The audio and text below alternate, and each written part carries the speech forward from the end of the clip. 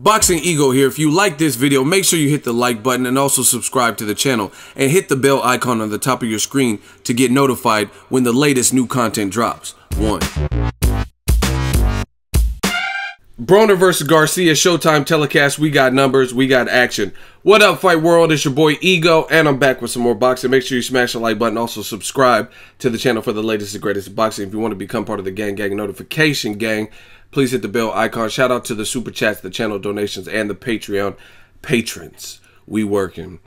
Now, ADRIEN Broner versus MIKEY Garcia. I haven't really heard what people thought. I mean, I've been doing some traveling. I was in New York. I'm back in Cali now. And I was at the fight, covered the fight. Had a great time, met some good people. Shannon Briggs was out there. Ran into 50 Cent. Something special, man. You gotta do something, baby. Watch Power, nigga. Had a great time in New York, man. Brooklyn always hold it down. Now, as far as the fight, I was entertained. I mean, I was up close. I got to see the action. I thought MIKEY Garcia put on a very strong performance, given who he was in there with. Broner, you know what I mean, had a great training camp, it looked like. The biggest problem is Broner didn't let his hands go enough. He was able to be successful in spots, but he couldn't sustain that and keep driving it back. And it was irritating a bit because Broner would let MIKEY Garcia get the shine back. You know what I mean? Like, Broner would land something good, like bop, bop, good body shots, and then MIKEY Garcia would start throwing 5, 6 punches. You know what I mean? Even if they weren't like crazy, like hard punches or whatever, but he swings the momentum. So MIKEY Garcia is a veteran. Now, as far as the Showtime telecast, it peaked at 937,000 viewers with an average of 881,000 on Showtime. So shout out to those numbers, just under 1 million. This beat Broner Granados, which did good numbers in February. I covered that fight also. Shout out to the Natty. Shout out to Cincinnati. Had a good time at that fight. And Showtime's killing with these stacked cards. Now, let me just address this new media style, because I know there's some detractors who are going to say, oh, what? It didn't even crack 1 million, man. You have to keep in mind that ADRIEN Broner versus MIKEY Garcia on Showtime, even though the card for me was good because I like Jamal Charlo, wanted to see how he did at middleweight, Jarrell, Big Baby Miller, Gerald Washington. I was looking forward to those fights, but those guys don't have quite the name yet. You know what I mean? They're working on building that, you know what I mean, building that profile. Great fighters and all that. I'm just saying it's not like Danny Garcia or Amir Khan. So that's one thing.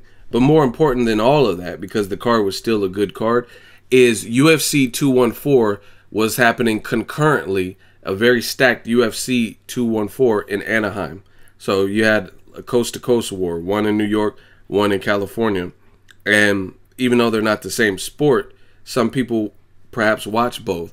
And it was the first time we're seeing Jon Jones back in 2+ years. I don't know exactly how long his layoff was with the suspension and all that. But Jon Jones versus Cormier, which was supposed to happen a long time ago. You know what I mean? UFC 200, I think, was the fight, the card was supposed to happen. So that was a big return. You know what I mean? You also had on the card Tyron Woodley, Damian Maia. You had Chris Cyborg. So a very stacked UFC card that this fight was competing with. And yet and still, it just pushed under 1 million. So I consider that a success because let's say there was no UFC that night. What do you think the numbers would have been? They probably would have been even higher. Anytime, listen to me, anytime there's dual telecast, it's going to split some of the viewership because boxing, UFC, or boxing and boxing, it's all like combat sports and it's all like one's pay-per-view and stuff like that. So, I mean, it is when you, that's just what it is when you have two big cards. I remember Julio Cesar Chavez Jr. versus Sergio Martinez was on the same night as Canelo Alvarez versus Josecito Lopez. They were both fighting in Las Vegas at different venues, and one was on HBO, one was on Showtime. The Canelo card also had Maidana with Robert Garcia. I think that might have been his first fight. So the numbers probably suffered as opposed to Julio Cesar Chavez Jr. versus Martinez if it happened on its own independent day with no Canelo fighting down the street. You know what I mean? Because you force the fans to pick, because there are fans who are fans of both. You know what I mean? And some people just buy pay-per-views like, oh, Jon Jones is returning. You know what I mean?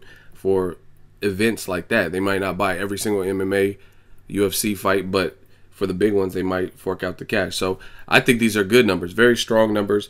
And no matter what anyone says, Showtime's been holding it down for boxing. Just if you're a fan, they're giving you very compelling cards. And besides Mayweather-McGregor, most of them are on their premium network. You know what I mean? Some of them even on CBS, like Danny Garcia, Keith Thurman, right?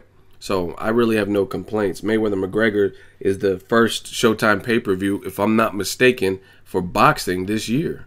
I can't think of another one. I remember I covered Broner, Garcia.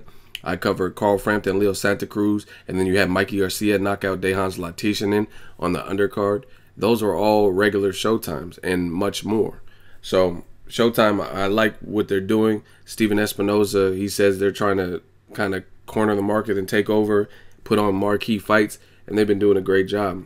You know what I mean? They also had the live telecast of Anthony Joshua versus Vladimir Klitschko, and then HBO got the replay.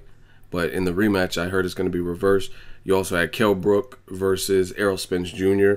I mean, so just some real good Showtime fights. So I think these numbers are in line with what I expected. Just under $1 million is not bad, especially when you're competing with a very big UFC card. And, you know what I mean, it is what it is. But I enjoyed the fight. I just think Broner could have probably pushed the pace more. I don't know if the weight got to him or what, but he just should have let his hands go more because Mikey was letting his hands go. Let me know your thoughts. Drop it in the comment section. Make sure you smash the like button. Also subscribe to the channel for the latest and greatest. Hate, comment, and subscribe. Till next video is Ego signing off. So if you enjoyed this video and want more content like this on the channel, you can show your appreciation by going to the PayPal donate button or the YouTube support button. And you can donate any amount that you feel is equivalent to the value of this video. Much more to come. Thank you guys for your support. Boxingego, the future of boxing.